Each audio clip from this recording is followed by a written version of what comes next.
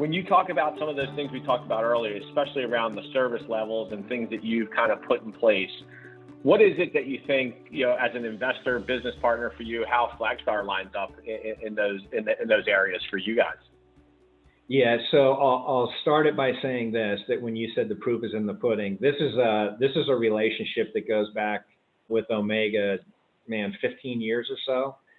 Even prior to me being with Omega, I was on the Flagstar side, working in the development of this account. So it's really special for me just because of the fact that having been on both sides of the fence with both our organizations and seeing really put into place the things that we talk about, right? There's all these talking points out there, John, and to the point of execution, it's like, well, how does that really play out in real life? And that goes and that speaks to this relationship that has endured through all kinds of markets. Look, no one investor, we as a business, we have to have diversification. We have to have the proper alignment with the right investors that have the fortitude, the vision, the ability to survive all sorts of storms. It's a world in which we live in of never say never, right? Because the unthinkable of a global pandemic just happened. We're living through it, continue to live through it. So when you contemplate this alignment with investors and business partners, it really has to be a very thoughtful process. And not every relationship or alignment fits. And I think that everybody has to be, honest in their approach to that. And sometimes you just pass and you say no. But again, when it comes to execution, the proof in the pudding is this is a relationship between Omega and Flagstar that's endured 15 years, all kinds of different marketplaces. And I will tell you that there are some common themes to that success. One is this company didn't always look like it does today. Starting out as a much smaller brokerage, and being able to partner with Flagstar over the years, then growing into a correspondent and getting our first warehouse lines with Flagstar, and then moving into the delegated spectrum and all that comes with that, right? And really it's a menu that we can select from when it comes to, as a delegated correspondent, execution. So that is key in these relationships as far as how I look at them. Is there a journey that can be walked here that has different value propositions other than just your rate sheet? Again, we talked about the long game, and I will tell you that, if I could, I'd be long gone if I had $1 for every hottest rate sheet, right, at any given time. So again, approaching the business and the alignment with these different investors, it's a thoughtful process. It's not just, hey man, you got the best rates right now, can we get signed up with you type of thing. It's that throws all kinds of destructive problems into your internal processes, and more importantly, that's a big one. But also more importantly, you're not establishing anything. Again, when I was on your side of the fence, and if you had account executives that were saying, oh man, rates are tough and this and that, and it was always like, man, if I had the best rate sheet at any given time during the day, I wouldn't need you, right? And that usually ended the conversation fairly quickly. But that's like a super dramatic, example of that there's so much more. The economics are absolutely important in this thing, and borrowers at the end of the day, they deserve to get a great rate, but they also deserve to get a great experience.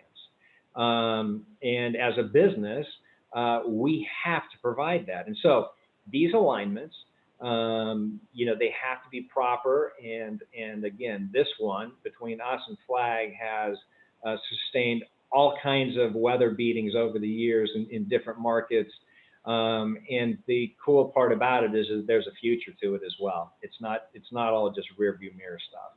It's something I was going to ask you about and expand on, and you kind of went there.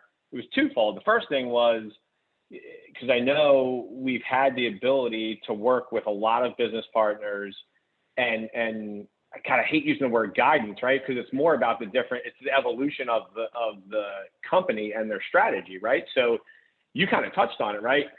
Broker, into correspondent, into delegating, getting a warehouse line, and all along the way, what I love about this industry, and I mean, again, like we joked around earlier, probably not going to put a number to it, but I'm doing it for a very long time, of which 99% of my time is in the TPO space. What I love is talking to individual LOs, right? Because at the end of the day, they're really kind of they're self-employed. They're the CEO of their own book of business, right?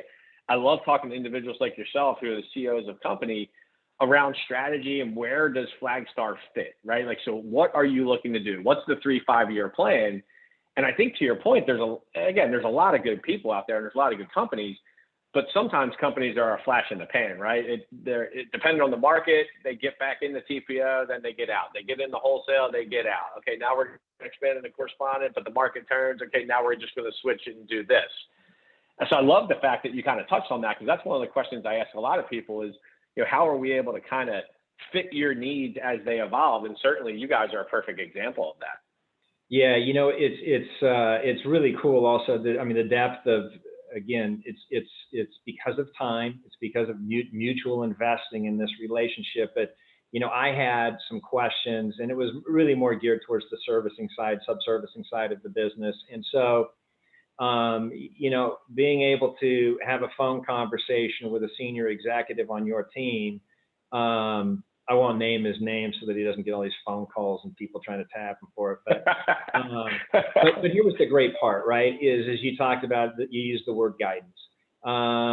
And as we had this conversation, and as he asked, I think, some really good questions.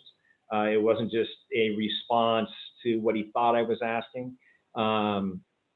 And at the end of the day, at the end of that conversation, really, it provided me as, leading this organization with some really keen insights into a path that we have been considering and looking at.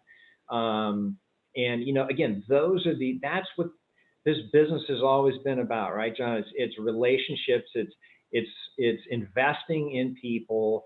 Allowing them to invest in you as well. We joke about how long we've been in the business and stuff like that, but I'll tell you that, man, I never want to be betting just on Kurt, right?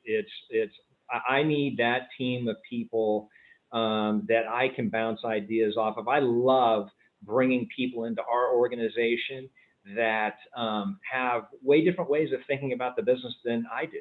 I have blind spots, and we all do.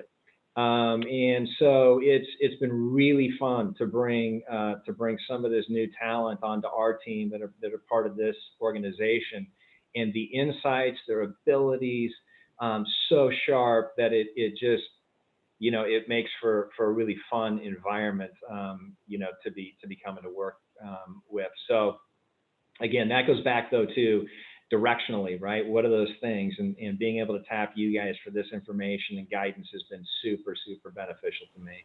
I think that's one of the value props, right? There's multiple, but I think that's, as a partner with Flagstar, right? And the longevity and the relationship, there are certain things like that. And I didn't even think about the servicing part of it, right? But from a standpoint of where you evolved to, I can understand why the conversation's happening, right? So being able to provide, some type of information and guidance on that is something that we genuinely value doing with our business partners.